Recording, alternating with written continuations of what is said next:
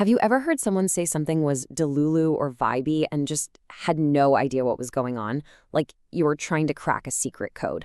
Well, you're definitely not alone.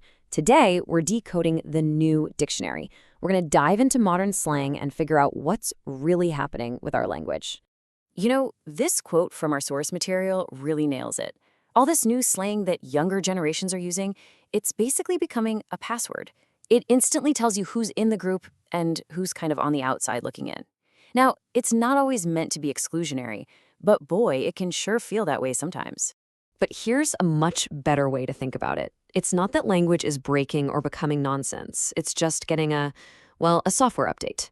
This new vocabulary, it's built for a world that lives online. And once you kind of get the new operating system, it all starts to click. So in this first part, let's really dig into why it feels like a password. What's actually shaping this new way of talking and creating this generational divide? Right, so this isn't random chaos. These new words are actually super efficient shorthand for people who all share the same digital culture. They're born from viral memes, they get boosted by social media algorithms, and they pretty much become the inside jokes for entire online communities. There is a logic to it, but it's a very playful, super fast-moving one. Okay, but this is way more than just fun and games. These words, they actually carry some real weight, and they tell us a ton about the world we're all living in right now. And here's the crucial thing. If you dismiss all this new language as just nonsense, you're totally missing the signals.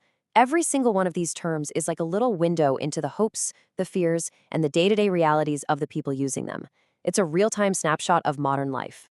And when you look just under the surface, these words are communicating so much.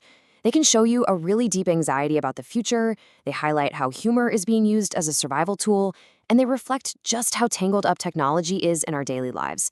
These words are building new ways for people to connect over stuff they're all going through.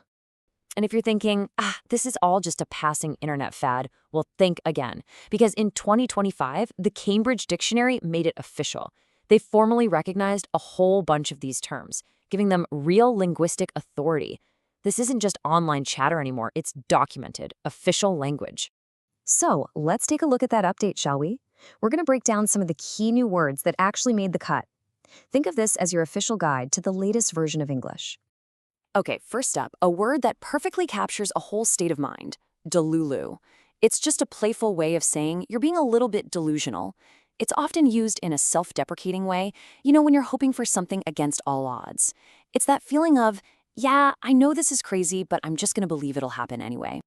And this example just sums it up perfectly. Staying delulu is an active choice. It's about choosing to be optimistic, even when it feels completely irrational. It's a coping mechanism, all wrapped up in a joke.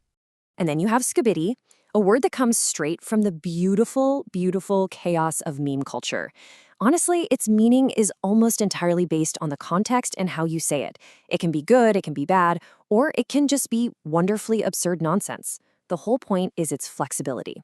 Now, for a much simpler one, you might have heard someone describe a place as vibey.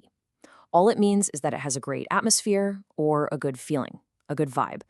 It's just a really simple, effective way to describe the mood of a place, like a cozy coffee shop or a chill bar. How we talk to technology is also creating its own vocabulary. On one hand, you've got slop.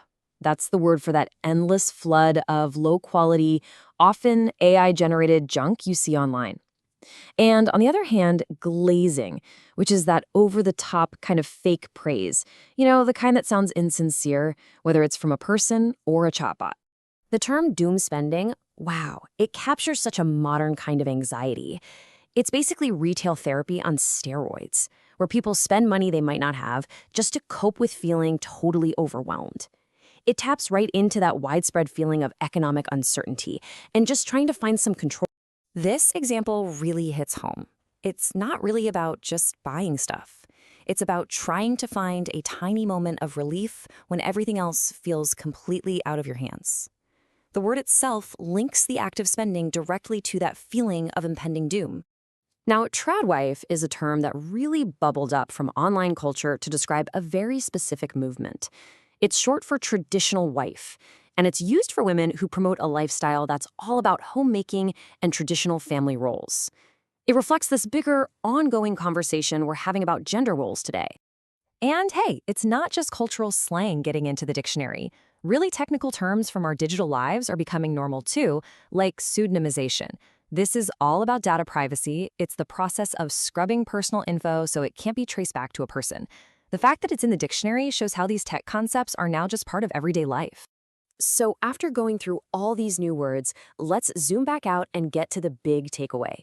What does this all really mean for the state of our language? This right here, this is the single most important point to get. It is so easy to look at a word like skibidi and think, oh great, language is falling apart. But this isn't decay, it's change, it's adaptation. Language has always evolved to fit the needs of the people speaking it, and this is just what evolution looks like in the digital age. So what can you do about it? Well, it's actually pretty simple. Instead of being judgmental, just stay curious. Listen to how these words are actually being used. And honestly, laugh when you get confused. It's totally okay. The goal isn't to become a slang expert. It's just to understand the voice of another generation. And that really is the bottom line. You don't have to start saying delulu in every conversation, but just understanding what it means, that opens a door. It's about empathy. It's about bridging a communication gap, one weird, wonderful word at a time. So I'm going to leave you with this question. After all this, which one of these new words really clicks for you? Which one feels like it perfectly captures some modern feeling or idea that you just couldn't quite put your finger on before? Think about it. The answer might just surprise you.